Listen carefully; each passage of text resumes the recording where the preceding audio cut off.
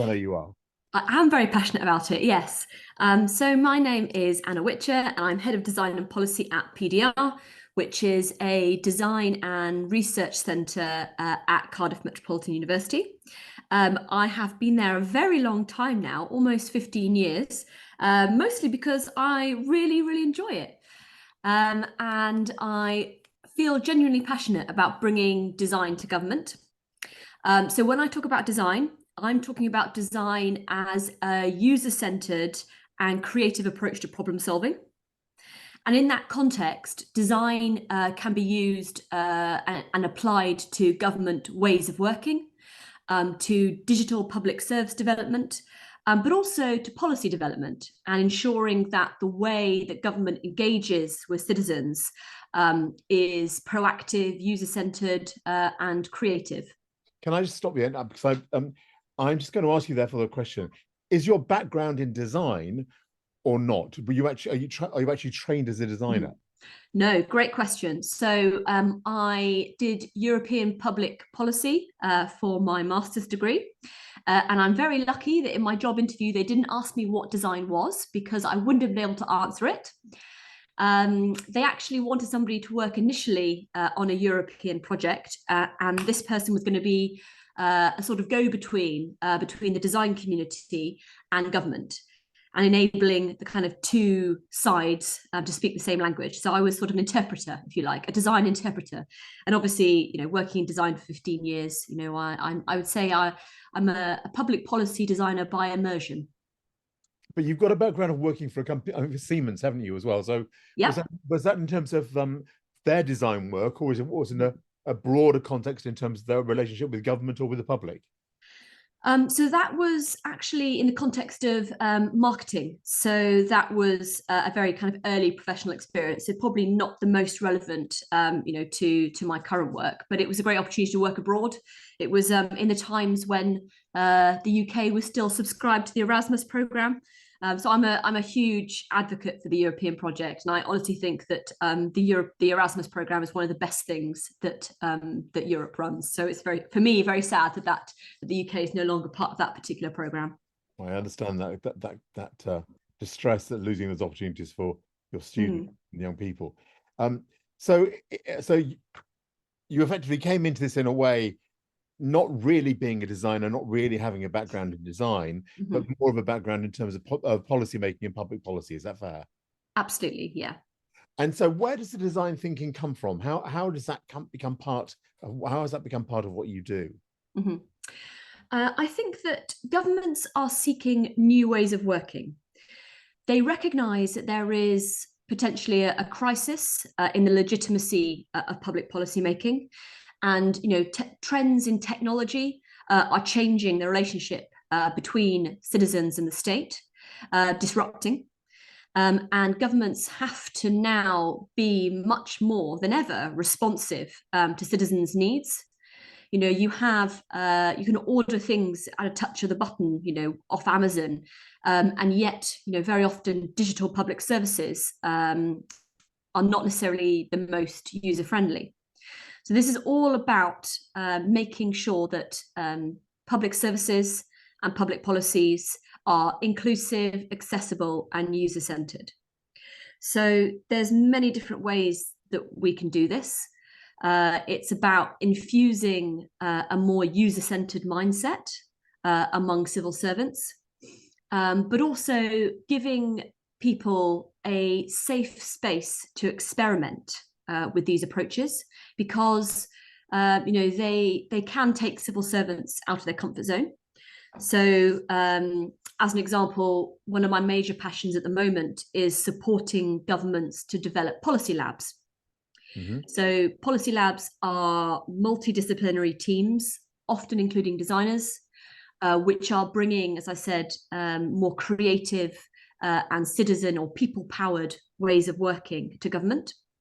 And what they do is they provide, as I said, a safe space for people to experiment with these ways of working, to conduct research and engagement with citizens, to engage with harder to reach audiences, and to really understand the lived experiences of the people for whom they are developing services and policies. So rather than just presenting to somebody and saying this is what you will do, it's actually engaging people in the process of developing policies that will affect them, and being able to better understand how that has a direct impact on people in their lives. Absolutely. This is a big generalization, but very often policymakers tend to be economists.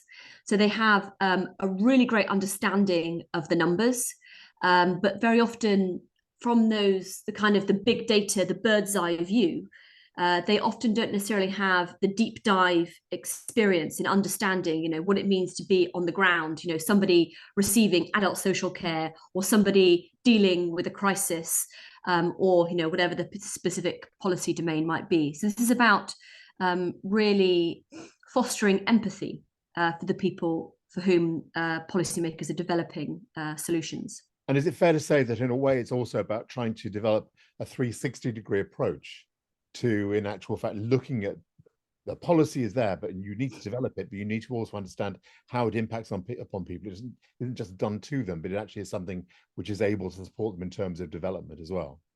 Absolutely. And it's all about joined up policy making. So again, not to make too many generalizations, but very often the policy process is very siloed. So, a policy concept or policy intent will be developed potentially, for example, as a result of something that's been written in the press, or a change in the law, or from a lobbying group. And then, a lot of work will be done by a policy team, and that will then be passed on to people who will look at the legal side, budgets, and then passed on to a completely different team for implementation. So very often, people involved in implementing the policy are not involved further enough upstream in policy developments. This is all about joined up policy making to ensure seamless delivery and interface between policy and implementation. And I guess it's also about trying to make sure that there aren't unexpected consequences, because you're thinking through the process and thinking through the implications. Absolutely, yeah. Is it fair to say that increasingly there's a sense of gaming about this as well, therefore? Yeah, I mean, that would be fantastic. I mean, it's really exciting to see. Do you mean gamification, as in bringing, bringing gaming techniques to policy? Absolutely. I mean, those kind of approaches were pioneered with things like participatory budgeting, when you would give a scenario like, imagine you were Minister for Health for the day. This is your budget, and these are all potential places you could spend this budget on, and then playing out different scenarios, what would happen if people invest in different areas. And it's really exciting to see experiments with those approaches, and also much more speculative approaches to policy making. So imagining future scenarios, because I think very often policies are designed for the present and they're not necessarily future proofed.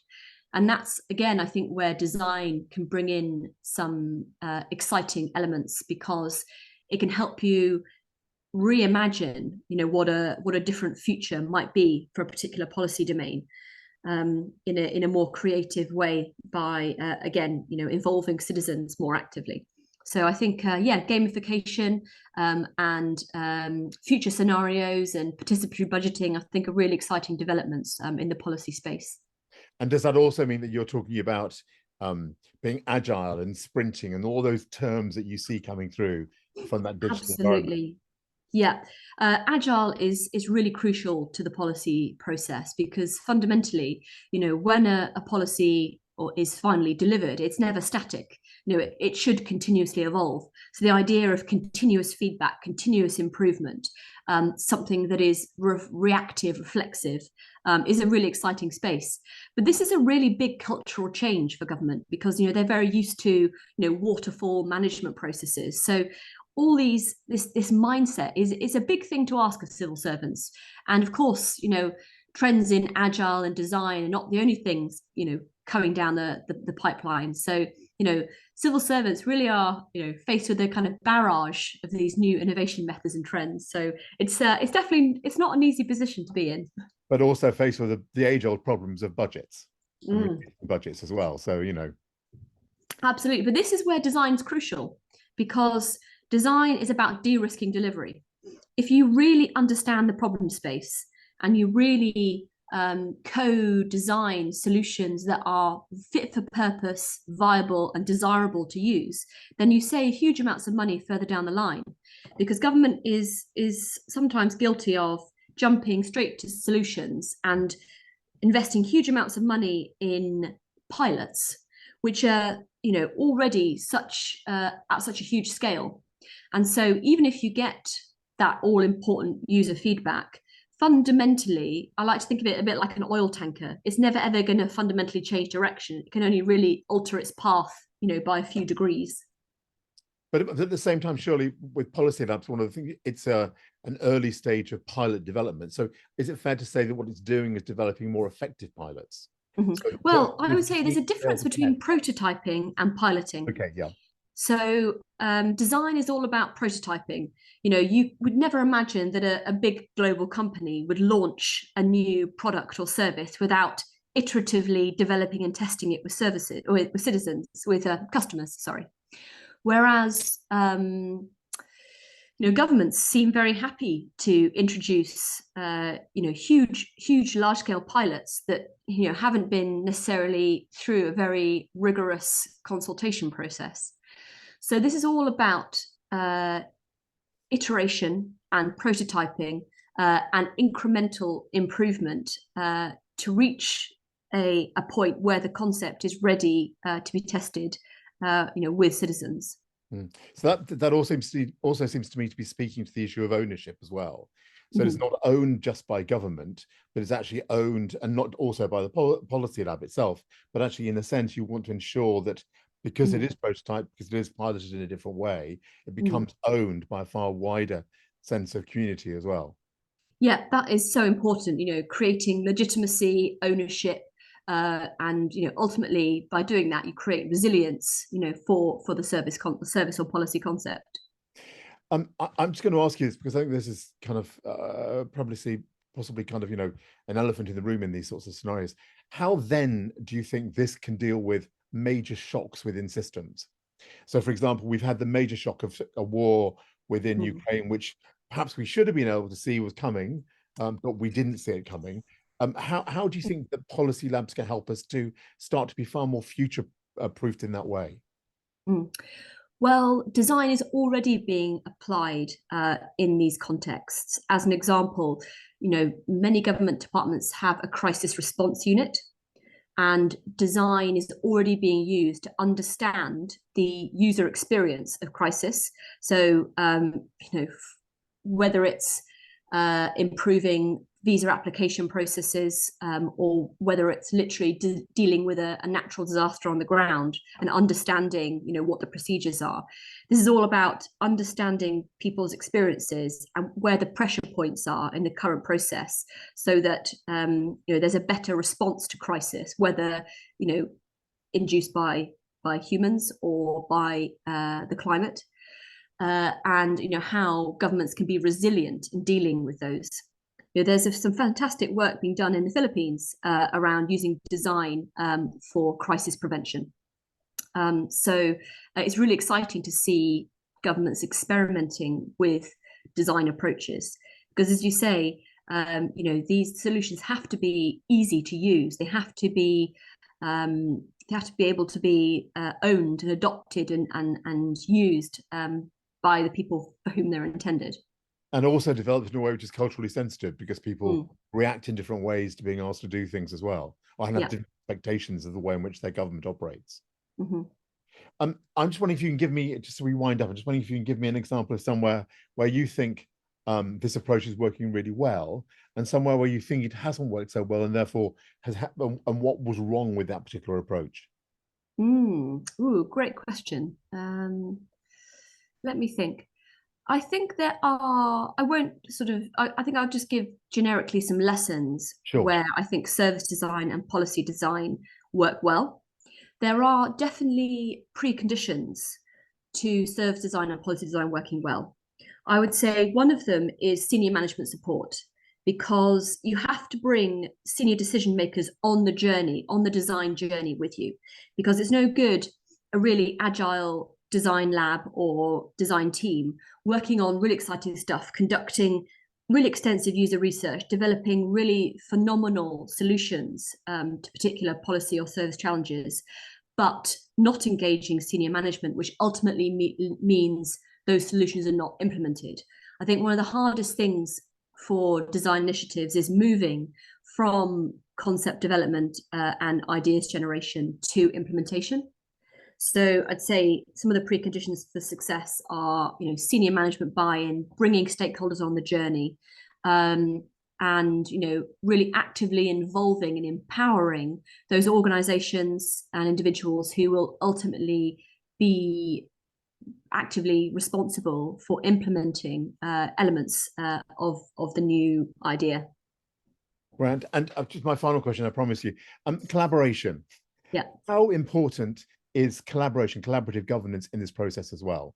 Mm-hmm. We were talking before about silos, but policies don't tend to exist just in the context of one government department. They tend to have to be delivered across many different government departments for them to be effective, a policy thrust. So how important is it to be able to embed collaboration into within government, and also collaboration in the context of the communities outside? Because obviously that's part and parcel of what the lab will be doing. Mm-hmm. Yeah, I mean, it's absolutely crucial. And what's really exciting across UK government is that there are a number of communities of practice emerging across government. So you look at various disciplines, including user research, service design, policy design, but also lots of other digital capabilities. And they all have their own communities of practice, sharing good practices across multiple departments, not only at national level, but sharing at devolved and local level as well. So that's very exciting, because as you say, ultimately, a policy issue is is rarely owned by one department. So that collaboration is absolutely crucial. And I think that's a really exciting thing that design can bring to the policy table, is building synergy between different organizations, building consensus on what that problem space looks like, and really fostering that empathy, for the end user, for the citizens and stakeholders. Wonderful. Thank you very much indeed, Anna. No problem. I really look forward to the conversation in the round.